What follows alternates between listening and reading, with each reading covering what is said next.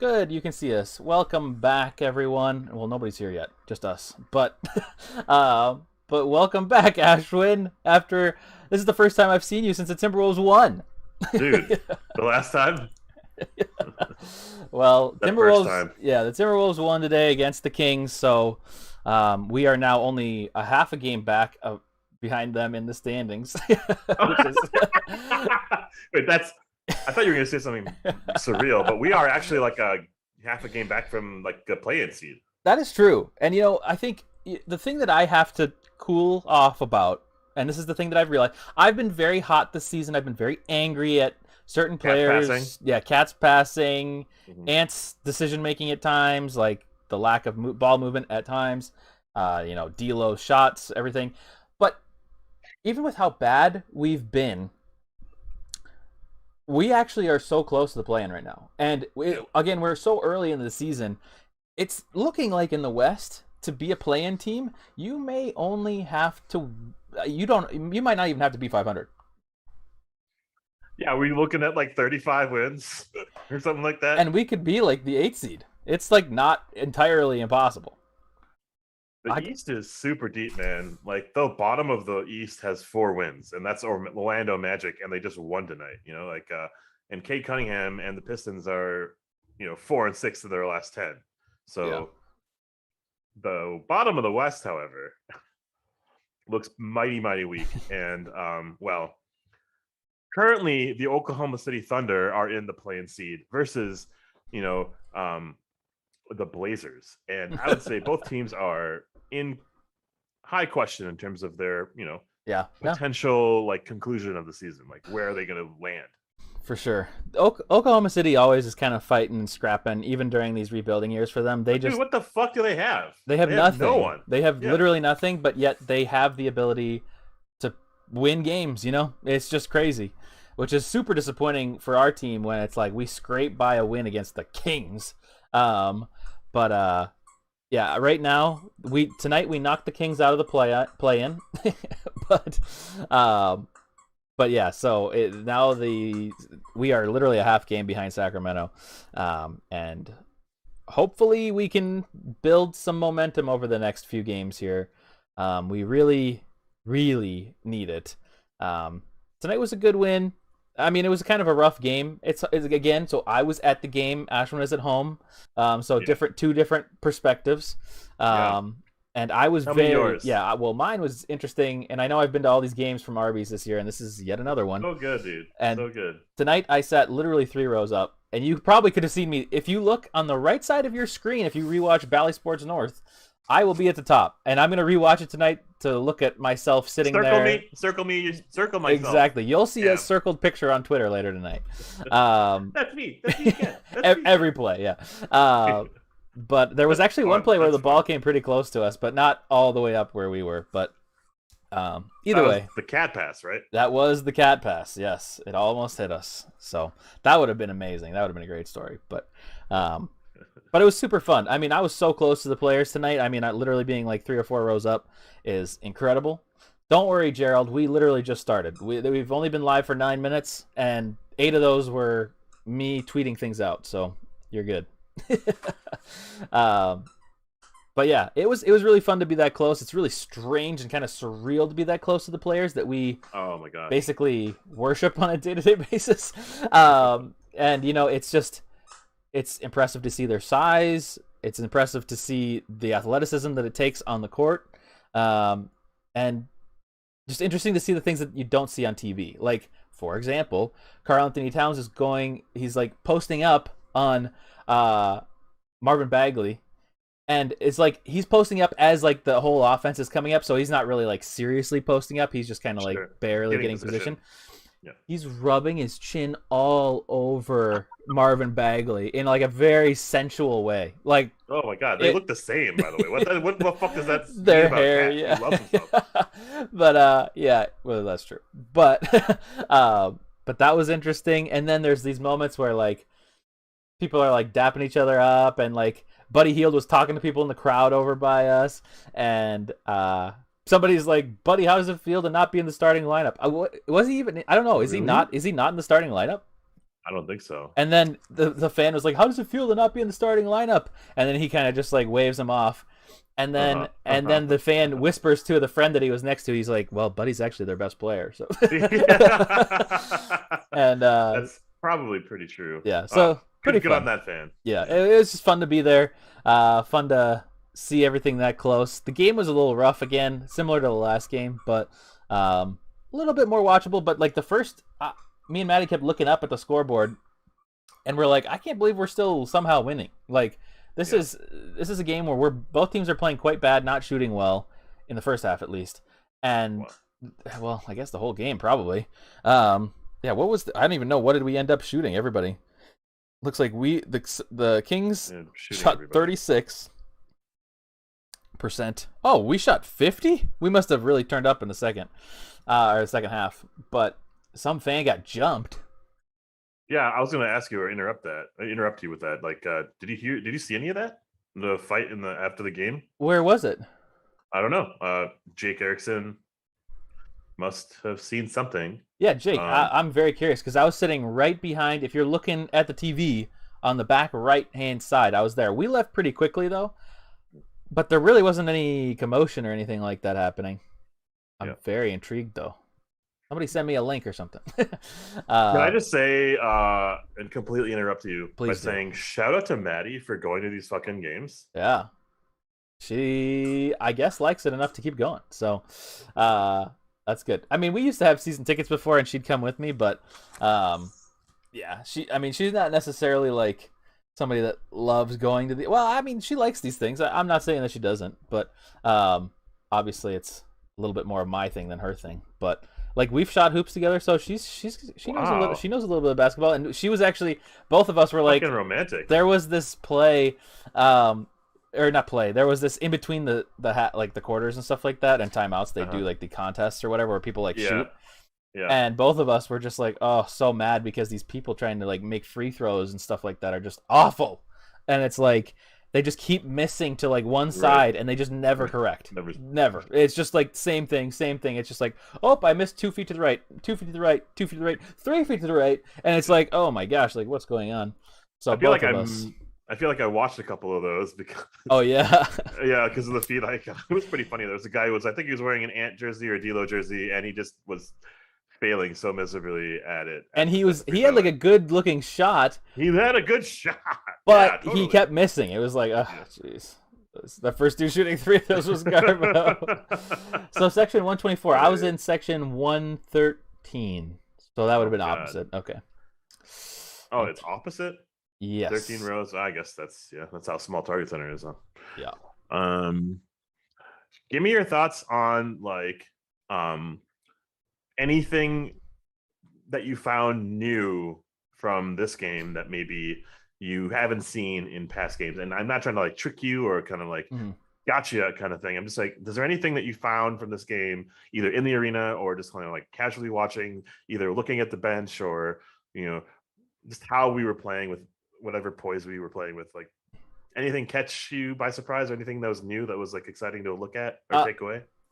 Uh maybe. So I will say that the I was sitting on the opposite side of the court from the Timberwolves bench, so Yeah, I didn't get to right. see like previous games I was able to see a little bit more of the bench interactions and stuff like that, which is cool.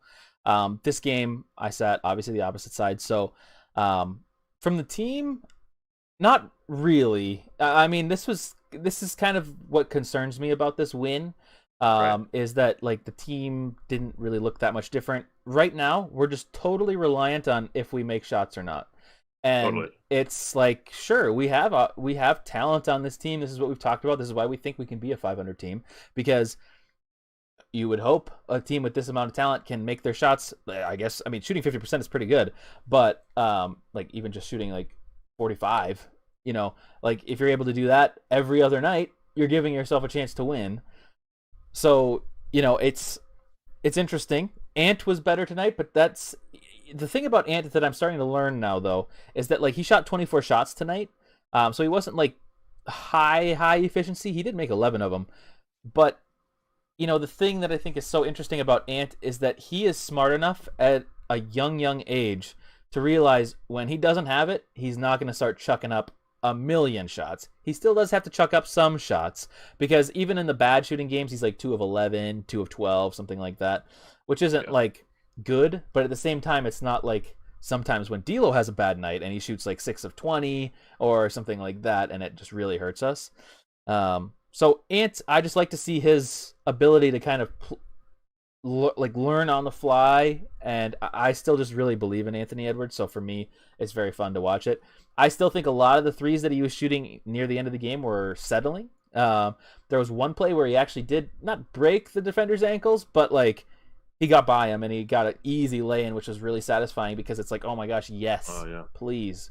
But yeah, no, Ant from the whole team, like as a whole, it felt very similar to all the other games that we've been playing. It's just that we made shots, and realistically, the Kings just missed so many shots Yeah. that I think this isn't necessarily any good win for us. It's just like a deep breath of like, oh, thank God we won. You're right.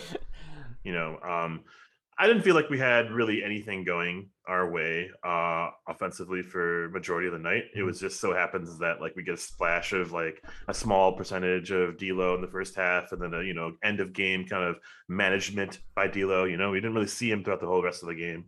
Cat took 12 fucking shots. That is the opposite of what what we've Yeah. been kind of preaching. Hmm. Um, but he had ridiculous efficiency, and so good for him for doing what he did and getting to the line. That's good to see. Hmm. Doing that reverse slam on Tristan, which must have brought the house down or some level of housing down.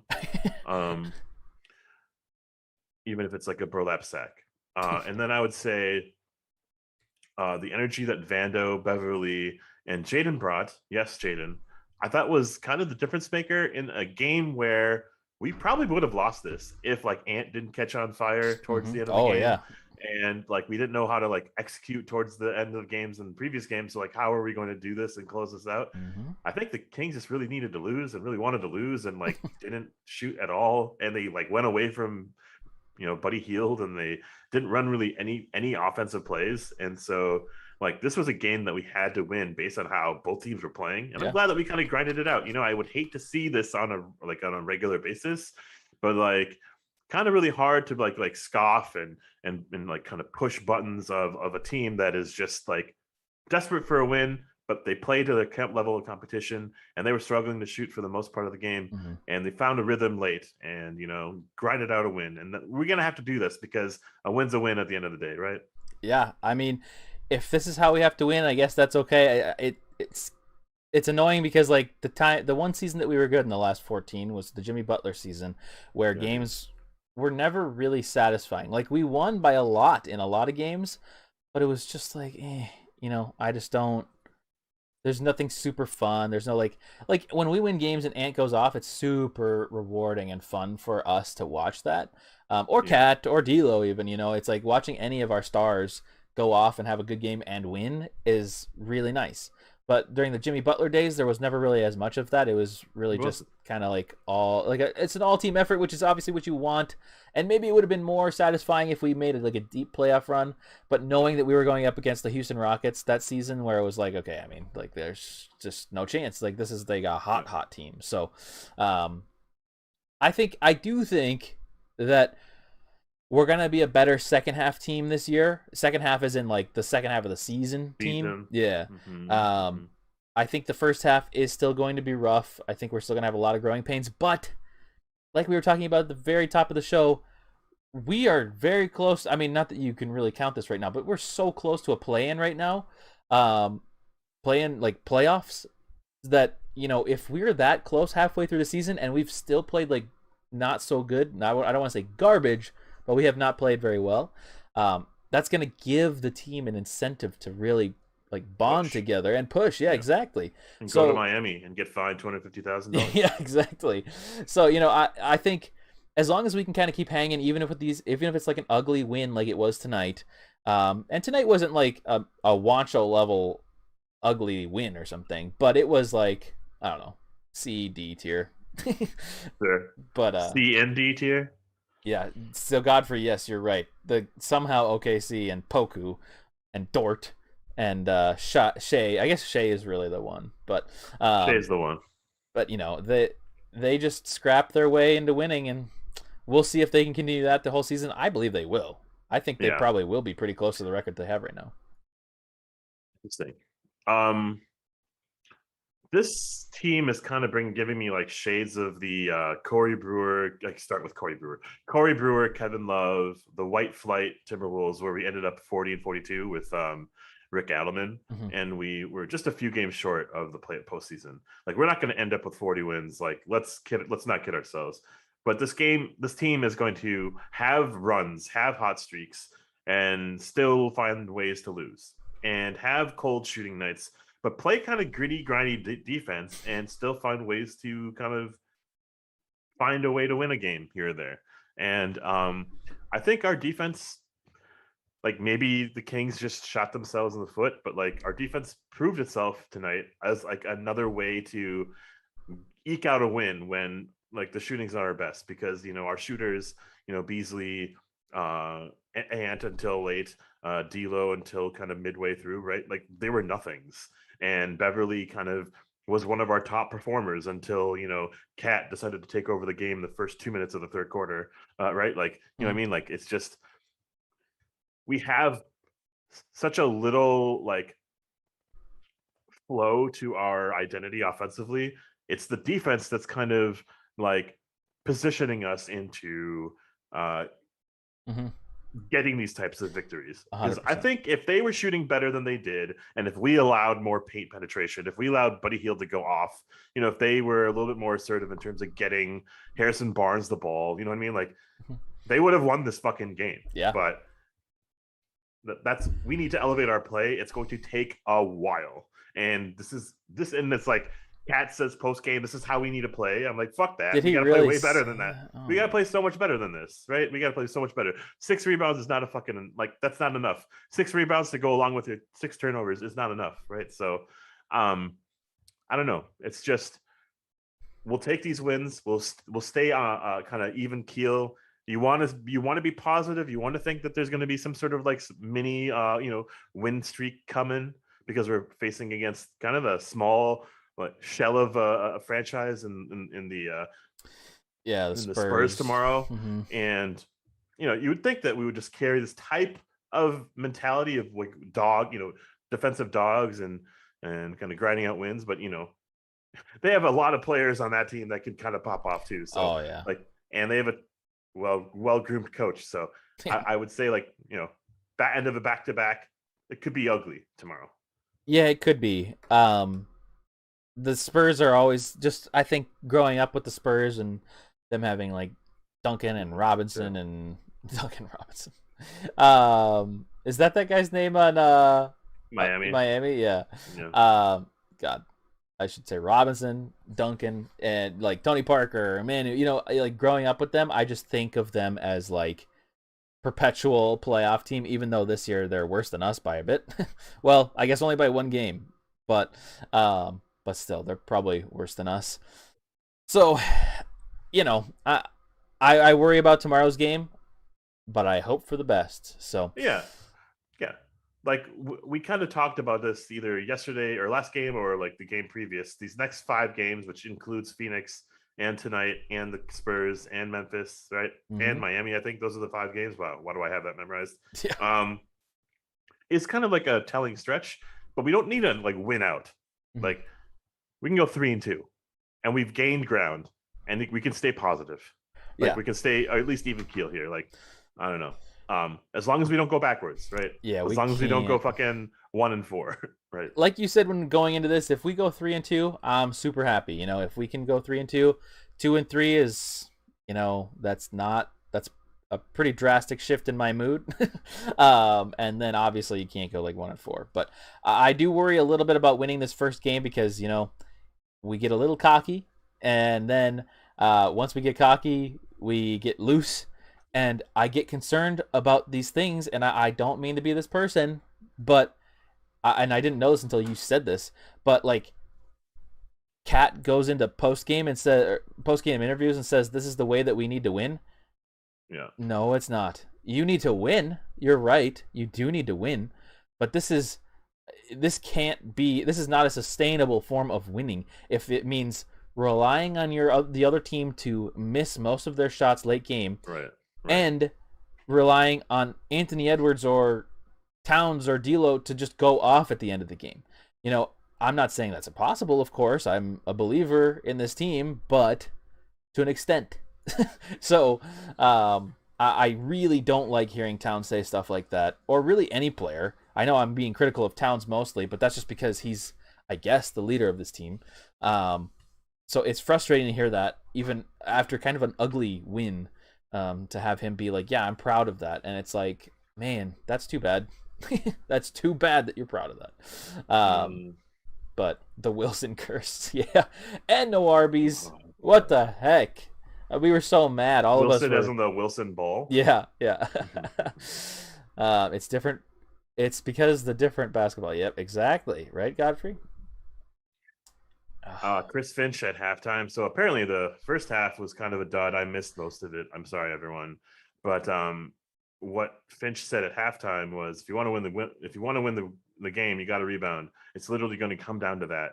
And then they only watched clips of blown rebounds at halftime. Really? Apparently that woke them up because apparently, and this is just based off box score watching while I was watching the game on my way home. The Kings had 13 offensive rebounds in the first half, and we had 12 total rebounds in the first half. Yeah. It felt like that. They won the rebounding battle 46 or 47, it looks like, to 35. So 35 rebounds, with our leading rebounder being Vanderbilt and Cat with Beverly each getting 6. Rebounding is an issue with this team. we need a big, and I don't think it's happening before like the trade deadline or whatever, but we need someone Yeah. stat because this is going to be an ongoing thing, and it's against the fucking Kings, who starts like Metu and Barnes and like Holmes, right? Like they're big dudes, but like also like they're beatable bigs. Like there's no Yeah. one player from that said list that speaks out to us, right? Mm-hmm. So Yeah, and tonight was, I mean, Rashawn Holmes is kind of a killer. He's just an effort guy, and he apparently plays like center for them or something. I don't even know. Like he's listed as a center, um, but but he's just like an out hustler. He's kind of like Vanderbilt in some ways. I think what's the other guy's name? Metu or something? Yeah, Metu. He had a bunch of rebounds tonight. And these guys aren't big bigs. They're like you're saying, very like this isn't a big team. But they just out rebound us in a lot of ways. So it's frustrating to see that. And as Finch says, I mean, if we're not going to rebound, we're not going to win, and that's pretty key. So it looks like somebody that I went to the game with, one of my let me see here, my aunt, she rode in the elevator with Jordan McLaughlin's fiance, okay. and talked to her for a while when they went to their parking lot. Learned that big deal. Yeah, learned that Jordan likes to make a splash with his shoes. We'll have to take a look. Let's go. Shout out to your aunt, man. Yeah, I guess that's crazy. How do you fucking know that that's Jordan McLaughlin's fiance? I have no clue. Deep in Timberwolves lore. They are. Know who J-Mac's fiance is, and guess what? I don't fucking know who that is. Breaking news. You heard it here first. But let's see. D'Lo. Oh, that's you. I was reading your comments. Let's see. I was trying to watch it, but super pissed midway and lost track. Oh yeah. Yeah, I just tonight. One thing I will say, I guess we should probably get into the tier list here soon. But let's do it. One thing, and I'll just switch over now. But one thing I will say about Target Center tonight is that it was pretty lackluster in like what is the word I'm looking for? Like excitement. Like it was pretty quiet tonight. Like it was not loud. And usually when like you're sitting that close as I was, you're usually getting quite a bit of crowd noise, and it was just not loud. It was there, even the dunks and stuff like that. The only play that got people really riled up was the Ant play where he got the defender off balance and laid it in. People really liked that. That was sick. And if they would have got a steal at the other end or some kind of defensive stop instead of a foul, or maybe they just made a bucket, I don't remember. If that would have happened and we would have come down in transition, the place would have gotten loud. But that was like the closest we got to actually being loud. It was pretty tame. But for me, I didn't care. I was just so close that I was like, this is too much of a luxury. I do not care how this game goes. So anyways, I'm thinking for the bench players, we can probably go pretty quickly through them tonight. I mainly just want to talk about the main players tonight. So yeah. I mean, realistically, go ahead. Go ahead. Nothing really spoke out to me box score wise, as well as like watching the game from our bench, other than the fact that maybe Torian Prince had his season saved by making a 3 and making a layup. Like, good for him. Yeah. That's about all I can really say. Yeah. Jaden McDaniels made 2 threes, I think, and he looked good in his new old do from his collegiate days. Mm-hmm. No fouls as well, and then Naz Reid was Naz Reid, doing Naz Reid things, not rebounding, not playing much defense whatsoever, having a block party to end a half, but other than that was like all he really did. He almost yammed it on somebody in the first half. But oh yeah, I missed that. And my final thought is regarding the bench is just Beasley needs to fucking figure this out, man. Like Buddy Hield almost won this game, and Buddy Hield was like 1 for 11. He just kept on ripping it, and Beasley doesn't find the shots nearly as often as Buddy Hield does, but Beasley needs to be way more efficient when he takes his shots. Otherwise, we're not going to find you. We're not going to look for you. Yeah. Beasley, he's been like, I've said this before, but he's the most active on offense by far out of any of the players. He's trying to get open, but there's times when he gets the ball and he's like kind of open, but not like fully, and he hesitates for a second. He's like, wait, no, I should probably just shoot, and then he shoots. And it's not super, like, then it's not as contested as like maybe a normal shot, but it's still definitely open enough for him to make it. But it's that hesitation where it's like, he just needs to take that right away or pass it immediately, And I think he is very much in the camp of like, I'm the shooter, and it seems like he's maybe been told something just to be like, hey, shoot when you get it. If you're open at all, shoot it, because he just does, and he's just not making them. So, but yeah, the one thing I will say about the bench, Taurean Prince looked notably better tonight. He looked very good to me. I'm just kind of shocked looking at the box score. I felt like he did more. He only had 5 points, but I felt like, he shot 2 of 4. But he felt like he did things today. Like, it didn't feel like he was the absolute negative asset that we got in the Rubio trade. It felt he like has a lot to he was like, still. yeah, oh, definitely he still does. But like tonight, off of what we've seen from him this season, this was like kind of blew my mind how good he looked out there. But Gerald Becker says, and Gerald's been pretty hot tonight here. He's been saying he looked like a guy who was playing for his job. I mean, he probably is. That is probably fair because we did go back to a bigger lineup tonight, given, I guess, McLaughlin and Knight came in later in the game. So Knight came in? Knight came in for 14 seconds. Oh. And he got a nice ovation when he did. Nice. But, yeah, so I was really excited with our smaller lineup the last game where we only had 8 players, and tonight we had 10, 11? I don't even know. It doesn't matter. 10. I wish it would have been just McDaniels, Beasley, I guess, and Reed, but or maybe Knight. I mean, I'm kind of curious to see a little bit more Nathan Knight, but at the same time, I don't really want to experiment much. We need to be able to win games right now, and if that means playing Anthony Edwards 40 minutes a night, then that means playing Anthony Edwards 49 minutes a night. I think the main reasons why both Prince and maybe McDaniels got more minutes tonight, or other people got more minutes tonight, is because Ant was in foul trouble, Cat was in foul trouble, and so it was just kind of like, basically passing the time before they get back in the game. I don't know why. Spelling the time before our stars get back in the game. Our starters, back in the game. I just realized that you're not going to see me on TV, and my brain was totally backwards. Oh yeah, you're not going to see you because you're on the other side, away from the bench. Yeah, I'm stupid. It's all right.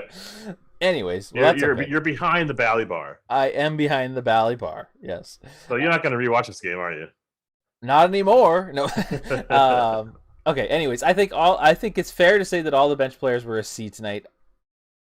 Nothing spectacular, nothing terrible, and we won. So I don't really feel like giving anybody too bad of a grade. So we'll put everybody in C. Sorry if anybody's watching. I know the highlights are going to go away. I'm so sorry. I still haven't learned how to fix that. Josh didn't play. Oh, yeah, he was out tonight. Gene McDaniels. My dog is losing his mind out there right now. Sorry if you can hear that. Godfrey is saying, hey, Cameron, you got to play the bongos with more gusto. Yeah, I was not on the bongo cam, but I do have a plan for if I ever get on the bongo cam. So keep an eye out at Target Center if you ever see me. Who else was on the bench? Let's see. I have 4 people. Oh, yeah, Nathan Knight. There we go. I mean, he did nothing. So Nate Knight. Taurean Prince. The forgotten man. And then I feel like I'm forgetting somebody else. His best game of the season so far, and he's the bottom of the C tier. Sorry. You forgot someone else and you just like chucked in Jiggling, and I like that. I did, didn't I? Oh yeah, I did did not play. Yeah. He should be playing, by the way. I agree with Dane Moore on that. Okay, I'm probably missing somebody, but we're on to it's okay. It doesn't matter. Next, so we'll do Jared Vanderbilt first, which I guess he can probably just go right into C because I don't think there was anything outstanding. There was nothing. I guess I didn't see anything too bad. I guess he is getting some foul calls. He's starting to complain about a lot of his foul calls. I noticed. And they are fouls. Like, it's not like he's not fouling. Yeah.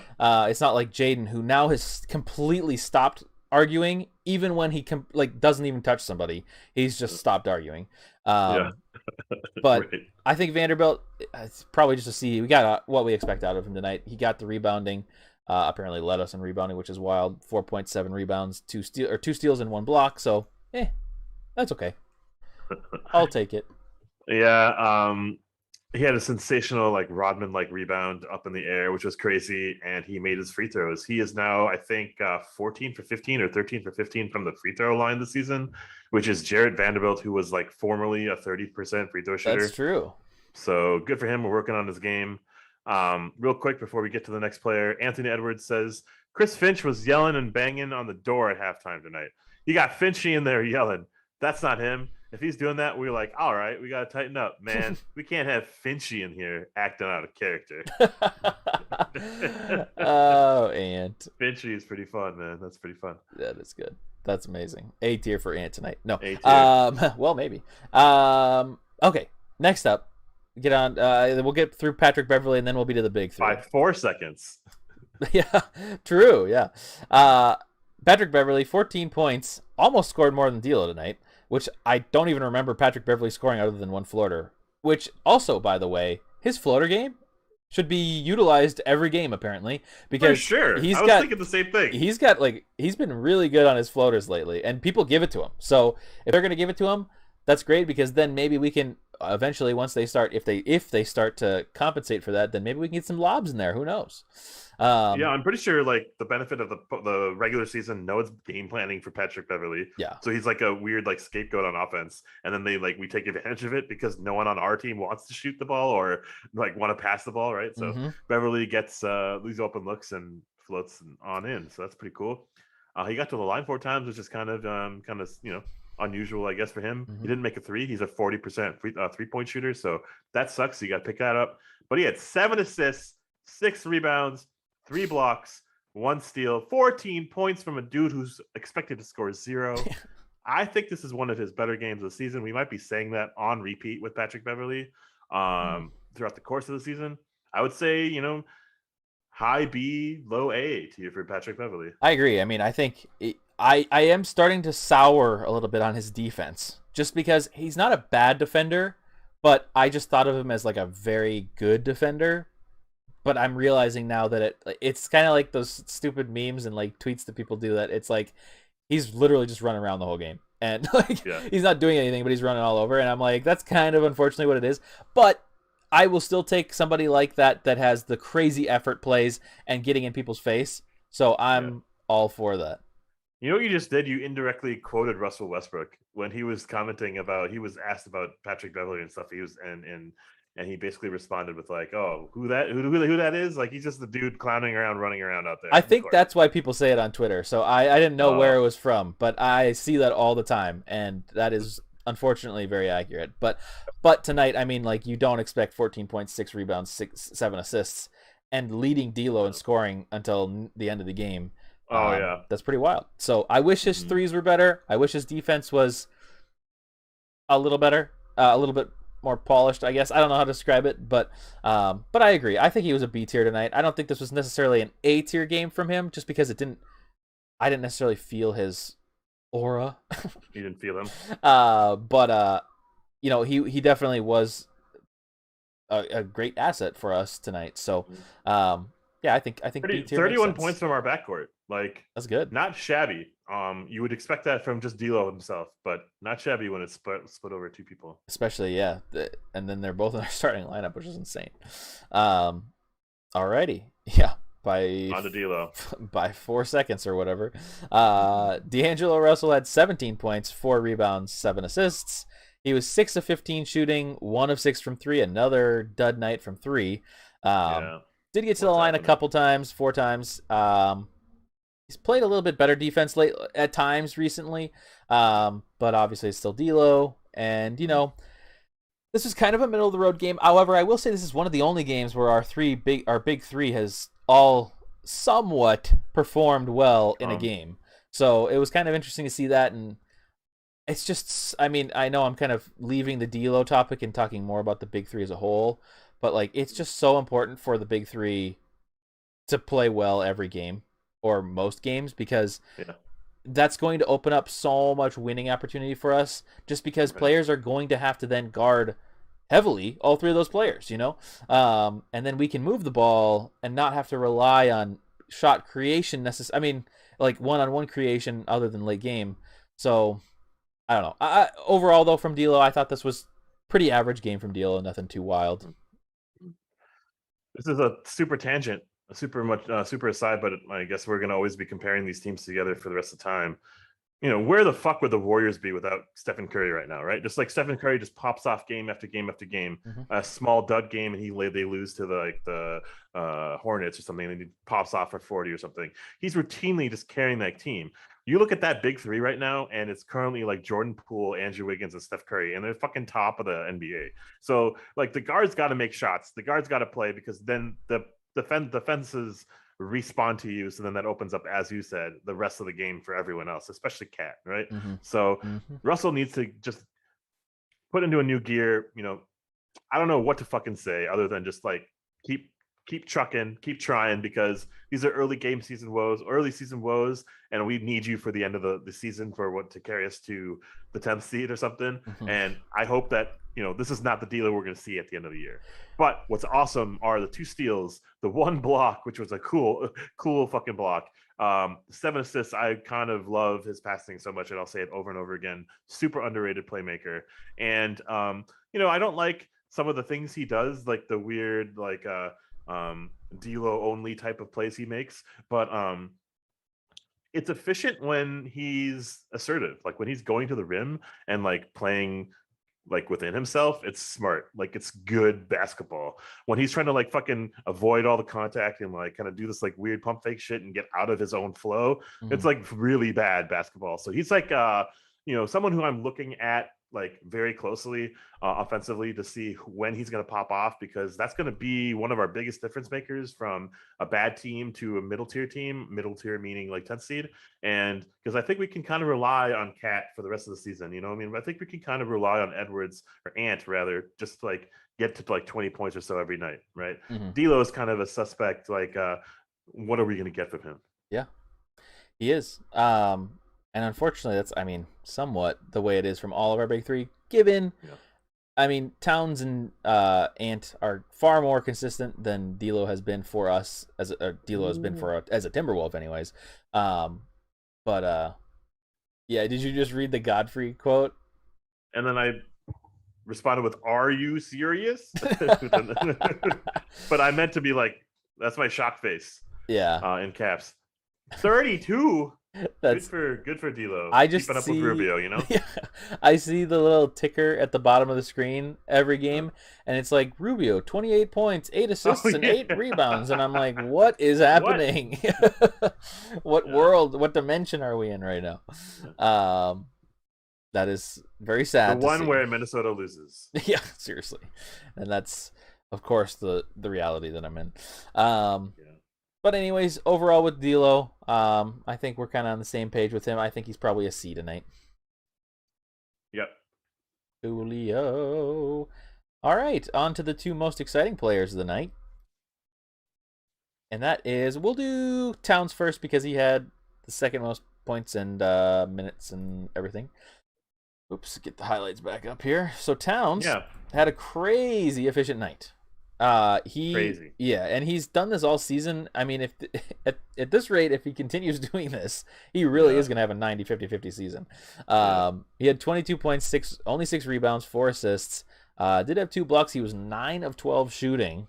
Only 1 of 4 from 3, 3 of 3 from the line. He did have 6 turnovers today.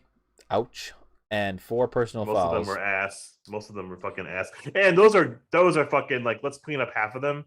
Just do one stupid play a game, Cat, and we win these types of games a little bit more comfortably than we did tonight. Yeah, exactly. And these aren't like, because he's the ball handler or something. Like, this is just like an inevitable turnover. Like with D'Lo, like I'm expecting some amount of turnovers because he's our ball handler and like he's got to make plays. Yeah. Towns's are like, I'm going to try a behind the back pass, or I'm going to do a no look pass, or in traffic, and or something a little bit more legitimate, like he doesn't understand how to get out of a double team. There's all these different reasons, but there's half of them are just unbelievably easy to eliminate from every single game. And that just drives me crazy. But crazy efficient night from Cat. There were some things I saw from Cat that I liked tonight. Like he had some better finishes at the rim tonight than he previously has. He still, I don't know, there's something about him this season. and he's kind of always been like this, but he's just slow. And it's crazy because he lost weight coming into the season, like a significant amount. So I don't really understand why he's getting so stuck when he does like a spin move to get into the post or something. It's like, why are you stuck? Like, you should be able to move. It must just be a technique thing instead of a weight thing, because it's totally. It's a totally technique thing. yeah, it just drives me crazy because Naz Reid is way quicker in the post and just in general than him, and he weighs like 50 more pounds. So yeah, for sure. But yeah, it's totally a technique thing. Go look at Embiid and go look at KG in the post. KG is like a kind of a scrawny frame. He kind of was mostly muscle, but scrawny frame, right? Cat is a different type of frame, probably twice the size feet as KG, and that's maybe part of it. But as you probably mentioned and kind of hinted at, his torso on down moves a little bit slower than his hands and his chin, apparently. His chin on Bagley's face.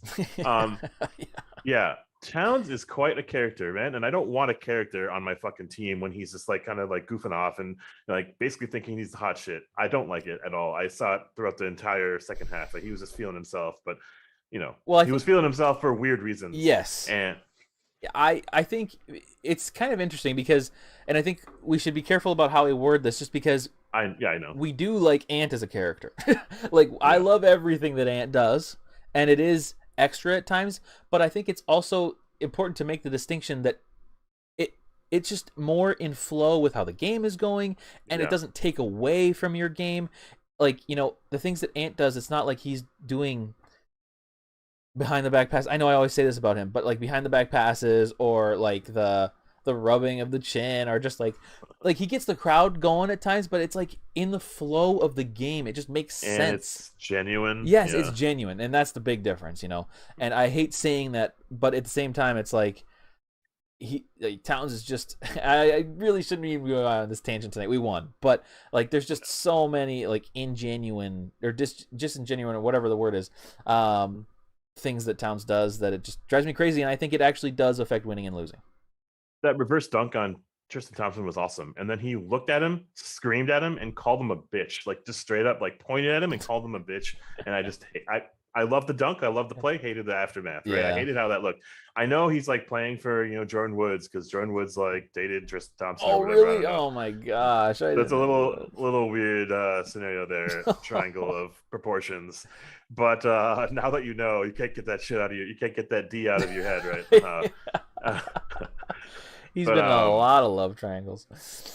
So I asked you a question, kind of phrased it weirdly in the beginning of the podcast or the show, about like anything that you saw differently. And from Cat tonight specifically, I saw him cutting to the fucking rim, and people finding him. Mm-hmm. Wow.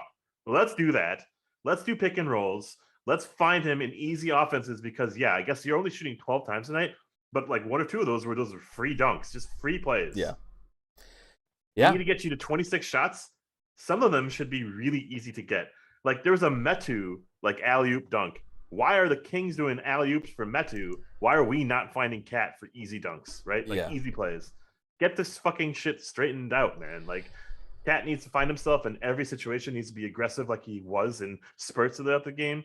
And I found that the cutting Cat was something that we need to glean from this game and use more often. Also, what I mean by that also doubles down on like not having Cat overthink anything, because when he has the ball, when he has to think, when he has to like dribble between his cock or whatever, like, I don't know why I said that, but he makes bad decisions. He does everything extra. When he's in a play designed for him to catch, shoot, catch, dunk, drive, gather, like, whoa, it's a different fucking Cat. Well, I think in that interview that I sent you, where the reason that Karl Anthony Towns wears number 32 is because of Magic Johnson. And you can frequently find Karl Anthony Towns on his Twitch channel watching plays from both Michael Jordan, from all of the people of that era, and I guess Magic Johnson too. And he is trying to be Magic Johnson out there. He is. And the minute I learned that, the minute I was like, holy cow, he is totally just trying to be Magic Johnson. And everything he's doing is trying to be like that fancy kind of behind the back pass, and like he wants to be like Showtime, and it's infuriating to me that this is a thing that needs to happen, like that he feels the need to do this all the time. But that being said, I can't stop thinking about the fact that Tristan Thompson was with Jordan Woods. Sorry about that. But overall, I would say B like effort because we got him his efficiency. mm-hmm. We could even say C, but we won because 6 turnovers, 6 rebounds does not cut it. 12 shots does not cut it for our $33 million star against the Kings. Against the fucking Kings. So yeah. I think B is fair because I'm kind of on the fence between B and C, and we won. So we'll have that little bit of extra credit go to him tonight. So Cat gets a B tonight, but probably about the same as D'Lo. All right, but to the star of the show, Ooh. Anthony Edwards, 26 points, 5 rebounds, only 1 assist tonight. He shot 11 of 24, 45%, 4 of 10 from 3, so a little bit better efficiency from 3 tonight. Had 0 free throw attempts tonight. So we had Cat doing the cutting and not Ant as much. Only had 1 turnover tonight, did have 4 personal fouls. I think this was a good game from Ant. I don't necessarily think this was like a top tier game from him, but I think he shot well, which is always going to look good for Ant and the team when he shoots well. And defensively, he was still there. He still got his good defensive efforts. So I think overall this is a pretty good game from Ant. But I think that the main reason I'm calling it good is only because he made his shots, not necessarily because of any playmaking specifically. He didn't make his shots until the fourth quarter. So It was probably a D to C game until the fourth quarter where he just will to win. Let's close this game out. Mm-hmm. And, you find your stars in the moments where it matters the most, right? So I'm glad he did because I think we would lose without him. Without Cat's assertiveness late in the game, that we didn't even see him fucking take a shot for, I think, in the fourth quarter, honestly. Mm-hmm. We would have been out of this game. Mm-hmm. Yeah. Oh, yeah. So kind of a weird night to grade him, I guess, but I guess I'd probably say just do on because you're right. Before the fourth quarter and even before the third quarter, at halftime I was like, man, Ant just can't figure it out, and I was getting a little nervous. And not like the Wiggins nervous that we were talking about last time, but it's just okay, well, he needs to be able to make shots at some point, otherwise he's never going to be able to grow as the player that we think he can be. But then he did come alive in the fourth quarter, which is great to see, especially in the fourth quarter. I mean, I don't really care if we win the games in fourth quarters. I will always be happy because if we're winning the fourth quarters, that shows the sign of a possible playoff team that can really do something. Then we can win games even if we've had 3 terrible quarters. I don't care. So I love seeing good fourth quarters from players, especially the player that you want it to be your star at some point. Basically is your star at this point. Definitely good. Free throws concern me. Lack of driving and getting calls concerns me. But at the same time, he made shots tonight near the end. So that's what counts. So I'd probably go, if I had to give him a grade tonight, I'd probably give him a B. Yeah. I think exactly where you have him currently. Under Beverly. And maybe above D'Lo, honestly. What? I don't have him on there. Am I watching the wrong feed? Oh my god, that would be hilarious. I just put him in there right now. Whoa. Would you say below Beverly, but what was it? Above D'Lo. Above D'Lo, okay. That's okay. I don't know. It's not late here, but it feels like it. I'm an adult again, so I'm proud to make mistakes. Yeah. Looking ahead, tomorrow, back to back. We didn't have one all year, and then we had one, against the Clippers and Lakers, and then we put through a stinker in the second game, absolute stinker. And Cat had some weird words about kind of having some birthday hangover, whatever junk shit, dumb shit that he was saying. But tomorrow's serious. this is a must-win game for us. Honestly, it is because we just need to build some momentum. We haven't had it since the start of the season. Like I don't know if we've had a winning streak since the start of the season. So we got to get some sort of thing grooving. Mm-hmm. And if we lose tomorrow, I mean, I guess it's okay. We can tolerate a loss like here and there, but we are losing ground with every loss, right? We want to just stay near the 10th seed, Mm-hmm. and every loss puts us further away from it. So it's I think, just yeah, it's weird because I think tomorrow is a. I agree with you. I think it's a must-win game.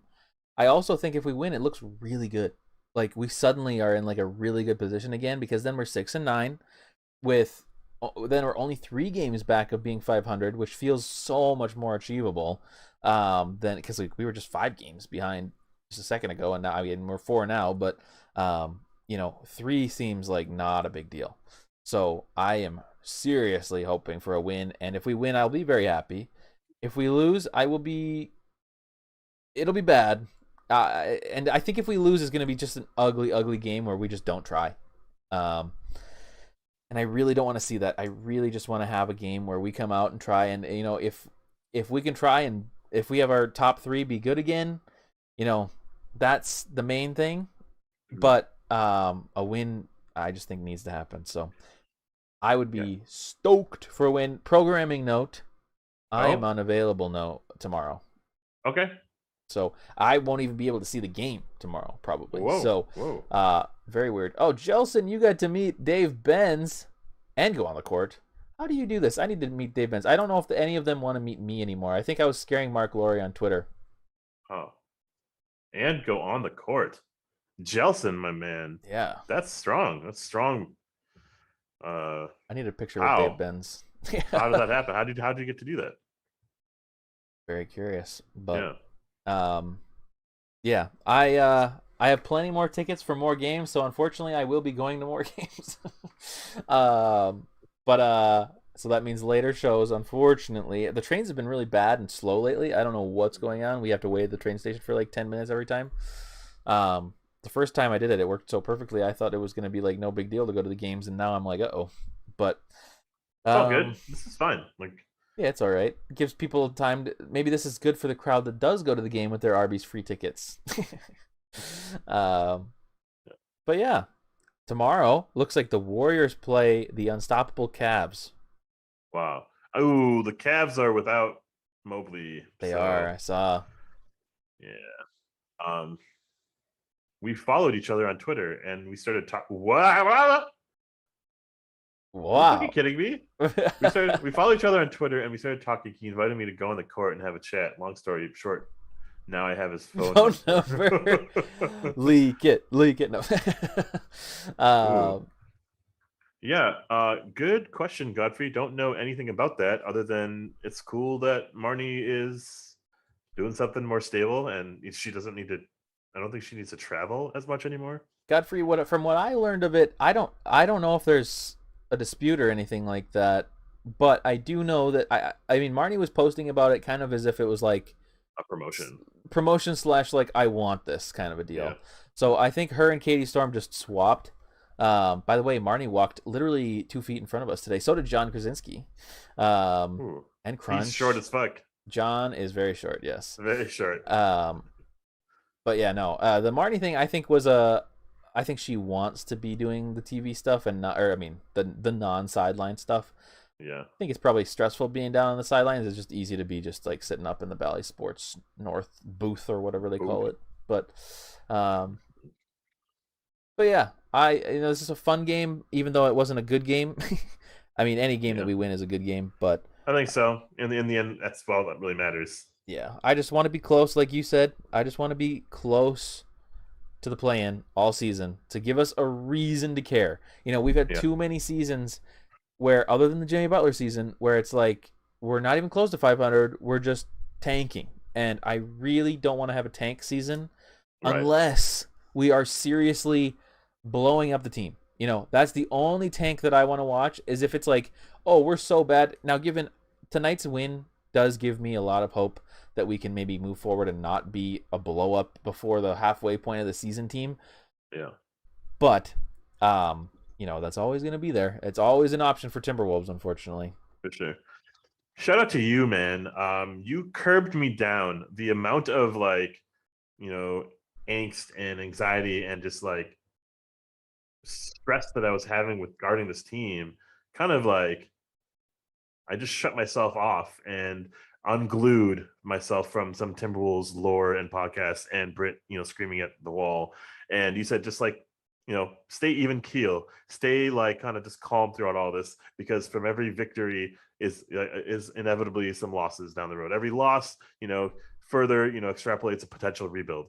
But if you just stay afloat, if you stay even, like you're not going to get really too stressed out about like things that could happen and unfold tomorrow, like that might happen.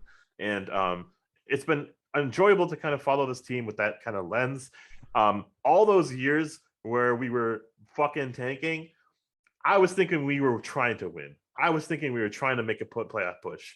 I was really, really stressing about every fucking game, even when we were clearly garbage.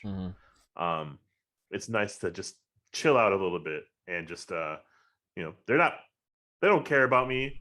They don't know who I am. Why do I care about them as much as they, you know what I mean? So I don't know. It's just, it's a livelihood. It's so much about my life. It's about this fucking team for some reason. But to take a back seat, to not read all the forum crap. Yeah. And it's been nice. It's been healthy. I think it's, and that's why I think it's so important for us to be a 500 team. I'm not even expecting deep playoff run or even a playoff run at all. But, to be a 500 team would just be so huge for us to be able to honestly kind of relax a little bit and not stress so much, because then we can just focus on individual games and maybe care less about like how we were talking just a couple episodes ago about how like, oh my gosh, we need to trade Towns, we need to blow up the team. Yeah. That's nice to think. But Godfrey does have a good question. Wolves over under 50 points tomorrow, and I think I would bet probably my entire bank account on the under. I actually didn't know which direction you were ready to go, and then I thought maybe he's like Red Godfrey's, so he bets the under.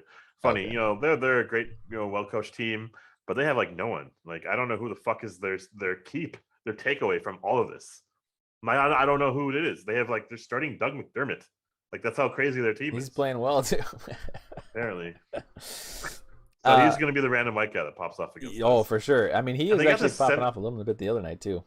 They got this center like Devin Eubanks or something. This is gonna like Eubanks is gonna kill us. He's actually kind of good. Us. Yeah. Yeah. Eubanks will definitely crush us because he's effort big man. So that sucks. But yeah, no, I mean they have. I think what is it? DeJounte Murray? Is that right? Yeah. Washington product. Keldon Johnson, is that his first name? Keldon Johnson. Yeah. They have Lonnie Walker, who I used to really like, but I really liked him. I don't hear anything from him anymore. Hasn't done anything. Yep. Derek White? No, something White. Derek White. Look at you, name enough players. Like I was just watching him the other day, so I was watching him play the Clippers, but and Doug McDermott, So this is like a team that we should beat, but they do have some talent. And I think it's a team that is one of those games where it's like, oh, we got all high on ourselves after tonight's incredible win, is how Towns and the team will probably view it, to the point where they come into the next game and they're like, oh, we're playing the Spurs and we just trounced the Kings by 10 points. We can take it off, and then we lose by 20. Right. Could happen. I really hope that's not the case, but it's never off the table, so I don't have any expectations. Because also, whenever I expect something, it's the complete opposite. Yeah. Pirtle is out tomorrow. That's cool. Good perfect. That's great for us. Yeah. By the way, this is totally an aside, but maybe one of our closing thoughts can be in a second here. Like, Halliburton looks like ass. He does not look good anymore. He's had a couple good games this season, but I think, I just think he's fallen off a little bit. I guess. Let me see. I wonder if we can look. Part of it's probably just that whole team. Let's stop caring. Stop overdoing it, because I think your future is elsewhere, right? Like probably. That's true. That's sad. Kings are going to be in Seattle someday, so you better like him. No, we know so much about that kind of shit. So yeah. Well, he's got he's not been that good this season. He's got 13 points a game. Let me see what else. He's getting 5 assists, 4 rebounds, a steal and a block per game. Yeah, it's Right. not so And good. Bagley's been fucking ass. They're like barely playing him, and then they took him over fucking Luca. So, well, okay. God, did they? I didn't even realize that. Oh my Yeah, it was gosh. Aiton, Bagley, Luca, like or Trey Luca or something like that. Yeah, That's right, because Luca and Trey were like 4 and 5 or something like that. like 3 and 5, I think. Yeah, something Oh, like that's that. right, 3 and 5. Yep, yep. Crazy. Crazy. Well, Okay, well, yeah. tomorrow you're not around. You're not around, so I will be around to make a show unless we lose by 20, and then I will definitely not do a show. If we lose by 20. If I somehow get back and if I somehow am able to watch the game, I'll be back, but I just highly doubt it. So Okay, plan for no me, but I plan will for be. just Gee. Yeah. Oh, I like that. Ooh, The next game after that is, I think, Saturday, which is a game that I am going to, I believe. Of course. Thank you, Arby's. Yes, I am going. Oh, it's the Grizzlies, so we're going to lose. I'll be there. I'll be back to talk about the Grizzlies sweeping us this season. yeah, Um, but as I always say at the end of all streams, and I guess this is just kind of our transition into leaving, if you're new here, like the stream, subscribe to the YouTube channel, and if you really feel like it, come back and leave a comment for the algorithm. and give us your thumbs, Give us your thumbs, all of them, except not the downwards ones. not the down We ones. only Yeah, like the up only ones. one. And if they're down, just like put them up anyways. Yeah, exactly. Turn that down upside down. Into an algorithm. Yeah, but I appreciate everybody that stopped by tonight. I'm sorry you have to watch the Wolves, but uh, but it's someday in a couple of years here we'll all be Seattle SuperSonics fans. So Yeah. this is just this is just a trying time for us. But Yeah. I appreciate that, Godfrey. But yeah, so we'll see you, Ashwin. We'll see you tomorrow, Yep. maybe, and Probably, hopefully. and you will see me Saturday at least. Probably you too. Yeah, you have. Are you weekends off? Yeah, my weekends are off. Okay. Saturday is in question though. I'll let you know. Okay, perfect. Well, let me know. I'll be here no matter what on Saturday. I Nice. have no life. I work Tag on team, weekends, dude. Tag but team, bro. yeah, tag team our days off. Yes. Oh, sorry, I missed. Okay. Same here. Anyways, we're done. We're playing the Lead us out. the Lead us intro out with the outro. See you later. Goodbye. Bye. Bye. Bye.